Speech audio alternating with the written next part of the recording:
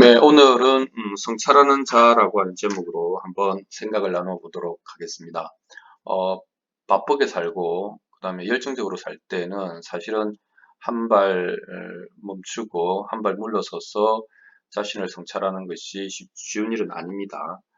하지만은 이제 뭐든지 음양이 함께 해야 되는 것인데 열심히 사는 것과 뒤돌아보는 것, 되돌아보는 것은 어느 것도 빠뜨릴 수 없는 중요한 일이죠. 그래서 오늘은 성찰하는 자의 필요성에 대해서 한번 얘기해 보도록 하겠습니다. 우리는 정신활동을 합니다. 정신활동을 한다는 것은 살아있다는 것이죠. 살아있고 행동하기 위해서는 우리는 정신활동이 필요합니다. 그러니까 예를 들면 우리는 어떤 감각이 있을 수 있죠. 차다 또는 뭐 따뜻하다, 그 다음에 뭐 바람이 세게 분다, 아니면 햇빛이 좋다, 뭐 이런 감각을 합니다. 그래서 그 감각이 생각을 낳게 되죠. 그리고 이 생각을 하게 되면 이러면 어떻게 되지, 저러면 어떻게 되지 하면서 에이 또는 정말 좋겠다라고 하는 감정이 생겨나게 됩니다. 그래서 이 감각과 생각과 감정은 어느 것이 먼저라고 할 건 없고 막 이렇게 서로가 서로를 상승시키고 이렇게 하면서 서로 영향을 주고받으면서 하나의 덩어리로 돌아갑니다. 그리고 이 생각이 중심이 되어서 감각과 감정을 느끼고 하려면 가장 중요한 게 기억입니다. 이 기억이 감각, 생각, 감정의 자료죠. 뭘 판단하려면 과거의 기억의 창고에서 판단의 근거를 찾아와야 되기 때문입니다.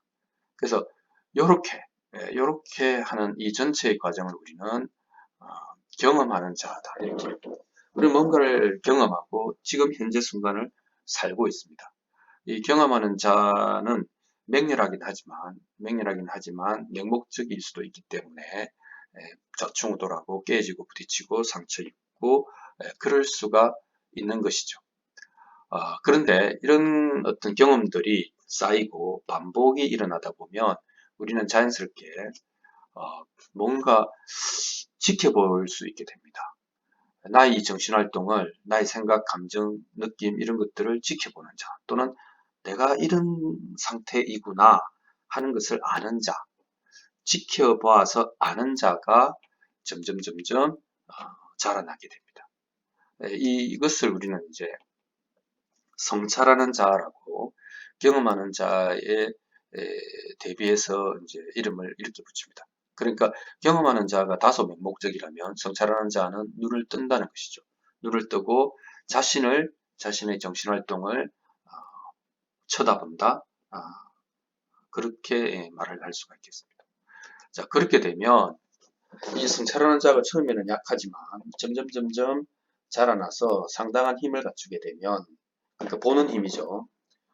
그러면 이제 이 나의 생각과 느낌, 감정, 또 이 기억 창고의 기억들, 이런 것들로 이루어지는 이 정신활동의 어떤 덩어리,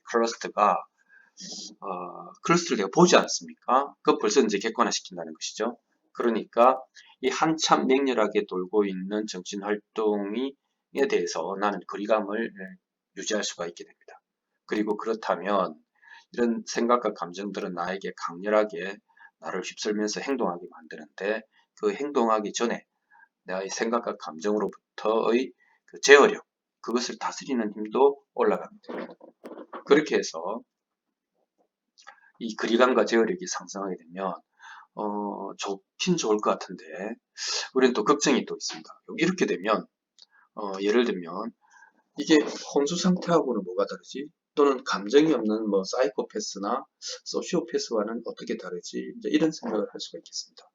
거리감이 커지고 내가 그걸 잘 제어할 수 있다고 하면 이게 혹시 좀비나 뭐 사이코패스가 되는 게 아닌가 하는 이제 그건 이제 우리의 생각이 상상밖에 할 수 없으니까 하는 얘기입니다. 그러나 이제 우리의 경험에 의하면 그것이 아니라는 것은 확실하죠. 우리가 좀 더 나를 객관적으로 지켜볼 수 있고 알수록 우리는 각성 상태가 아주 좋고, 그리고 감정도 훨씬 더 건강하게 풍부할 수 있다. 이런 것을 우리는 경험으로 알고 있습니다. 자, 그렇게 해서 이런 성찰하는 자가 점점 자라나게 되면 이제 이런 결론에 이르게 되죠. 모든 것은 정신활동일 뿐이다. 또 다르게 하면 이건 내 생각일 뿐이다. 이건 내 느낌일 뿐이다. 그럼 뭡니까? 모든 활동은 생겨났다가 사라지죠. 생멸하는 것이다. 생멸하는 것은 나의 것도 아니고 영원히 머무르지도 않고 내가 여기에 휩쓸려서 끌려다닐 필요가 없다. 뭐 이런 얘기들이 쭉 따라 나오게 됩니다. 그래서 이건 생각일 뿐이잖아. 이건 느낌일 뿐이잖아. 라는 생각이 들면 우리가 하나 얻는 게 있는데 그것은 그 고뇌, 괴로움이 감소한다는 것이죠.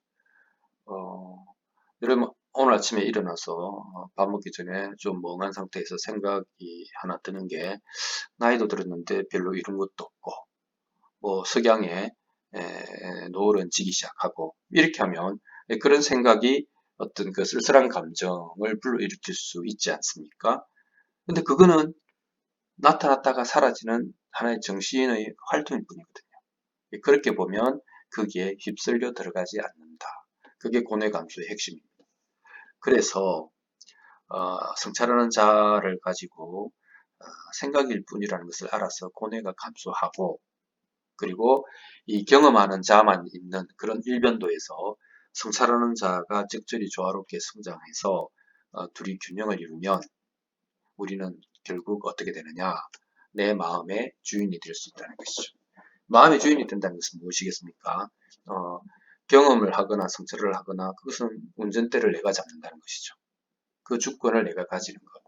그래서 우리가 마음이 뭔지까지는 아직 잘 모르겠지만 마음 공부의 첫 번째는 완전히 경험하는 자 일변도 맹목적인 자로부터 이제 벗어나서 성찰하는 자를 가지고 슬슬슬슬 힘을 길러서 두 자가 균형을 이루어서 고뇌는 감소되고 마음의 그 주체성, 마음의 주인은 점점 능수능란해지는 그런 상태가 되는 것이다. 이렇게 말을 할 수 있겠습니다. 오늘은 마음의 주인이 되기 위해서 성찰하는 자를 키워야 되는, 향상시켜야 되는 이유에 대해서 여러분들과 말씀을 나누어 보았습니다. 감사합니다.